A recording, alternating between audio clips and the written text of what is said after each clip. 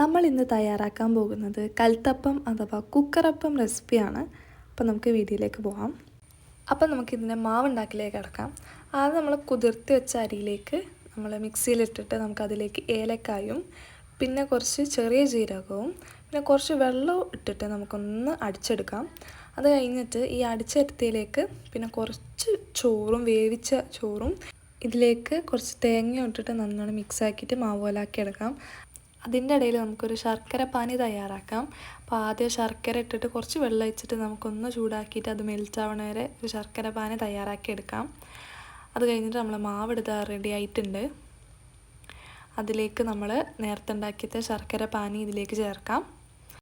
ഇതിലേക്ക് നമുക്ക് 1/2 teaspoon baking സോഡയും 1/4 ടീസ്പൂണ് ഉപ്പും കൂടി ചേർത്ത് കൊടുക്കാം. അപ്പോൾ നമ്മുടെ മാവ് റെഡി ആയിട്ടുണ്ട്. ഇനി നമുക്ക് കുക്കറിലാണ് ഞാൻ ഇവിടെ ഉണ്ടാക്കുന്നത്.